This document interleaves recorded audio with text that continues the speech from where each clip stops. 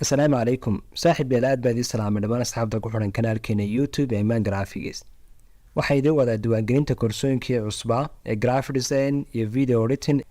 graphic design waxaan ku baran doonaa saaxiibayaal laba software oo kala ah Photoshop iyo Adobe Illustrator graphic design wuxuu socon doonaa muddo 2 bilood ah ugu horeyn waxaan ku baran doonaa muddadaasi qaybaha kala duwan ee software-adan ay ka koobnaan doonaan ugu horeyn waxaan baran doonaa software-ada interface-ka ama wajahadaha ugu horeeya qaabka loo adeegsado qaabka loo isticmaalo sidoo kale waxaan baran doonaa ardayda bari doonaa tooliska amba adeegsiga tooliska mid kasta wuxuu qabto iyo qaabka uu shaqeeyo sidoo kale waxaan baran doonaa qaybta saddexaad oo ah designinga ardayga waxaa la bari doonaa logo design ID card design poster card design business card design banner design iyo roll up design sidoo kale qaybta afraad ardayga wuxuu ku baran doonaa waxa loo yaqaano edit photo qaybaha kala duwan ee edit photo amba sawir hagaajinta ha noqoto lightingka ha noqoto qaybta wejiga damage-ka laga biyo finanka iyo waxyaabaha noocaasa iyo remove background qaabka lagu sameeyo background cusubna loo soo gashado sawirkaaga guud ahaan ardaygu markuu dhammaysto course graphic design wuxuu heli doonaa shahaado dhammaystiran oo diploma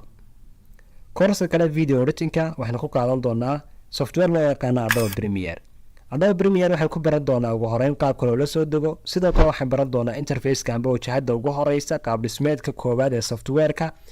waxaan baran doonaa tooliska qaabka loo adeegsado una shaqeeyaan iyo qaabka loo isticmaalo waxaan baran doonaa qaabka muuqaalada loo soo gashado qaabka loo jarjaro qaabka edit lagu sameeyo dhammaan qaybaha kala duwan ee muuqaalada kugu jira software-kaaga qaabka loo sameeyo color gradient iyo qaabka loo sameeyo waxa loo yaqaano color buuxa